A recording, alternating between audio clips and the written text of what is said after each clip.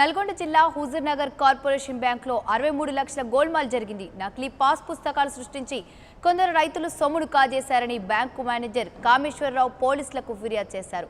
మఠంపల్లి మండలానికి చెందిన సుమారు 57 మంది రైతులు ఈ మోసానికి పాల్పడ్డారని ఆయన ఆరోపించారు. కొందరు దళారులు మధ్యలో ఉండి కథ మొత్తం నడిపించారని తెలిపారు.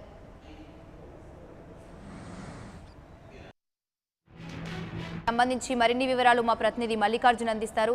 గుడ్ ఆఫ్టర్నూన్ మల్లికార్జున, చెప్పండి, మరి బ్యాంకులో 63 లక్షల గోల్మాల్ జరిగినట్టు తెలుస్తుంది. దీని గురించి మీ దగ్గర అప్డేట్స్ ఏంటి?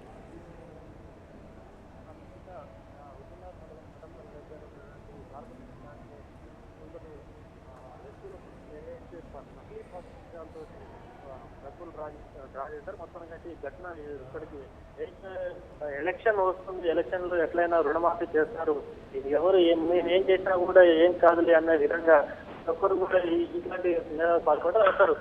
మఠంపల్లె కాదు, దాదాపు నల్గొండ జిల్లాలో ఏదైతే దేవరకొండ కావచ్చు, సంవత్సరనారాయణపురం కావచ్చు, దాదాపు మిర్యాలగూడ ఈ నకిలీ పాస్ పుస్తకాలకు సంబంధించి కూడా పెద్ద గుంపకుండా ఉందని చెప్పాలి. దాదాపు దీని మీద ఏసీబీ ఎంక్వైరీ కూడా నడుస్తుంది. ప్రస్తుతానికి ఎలక్షన్స్ దగ్గర రావడంతో కూడా ప్రతి ఒక్కరు రుణమాఫీ వస్తుందని చెప్పేసి ఏం చేసినా చేశారని చెప్పేసి ఒక ధోరణితోటి కూడా దాదాపు ప్రజాప్రతినిధులే ఉన్నారని చెప్పాలి. దీంట్లో దాదాపు వాళ్ళే డబ్బులు అంటే తీసుకోవడానికి ఈ విధమైన కుట్రబందీ మొత్తానికి అయితే దొంగ పాస్ పుస్తకాలు తర్వాత ఫోర్జరీ చేసినటువంటి పరిస్థితి కాబట్టి మొత్తానికి అయితే మఠంపల్లి దగ్గర ఏదైతే ఉందో ఇప్పుడు దానికి సంబంధించి అయితే ఇప్పటికి 63 లక్షలు ఇప్పటికే తీసుకున్నట్టుగా ఈ డ్రా చేసినట్టు తెలుస్తుంది. అయితే దీని అందరి మీద కూడా కేసు పెట్టడం, నిన్న బ్యాంక్ మేనేజర్ అతను కేసు పెట్టడం జరిగింది. మొత్తానికి అయితే ఎంక్వైరీ నడుస్తుంది. మొత్తం ఈ భాగవతం ఇంకా ఎవరెవరు ఉన్నారని ఇప్పటికే బయటకు వస్తున్న పరిస్థితి కనబడుతుంది. మరి అధికారులు ఇంతవరకు ఏ చర్యలు తీసుకున్నారు?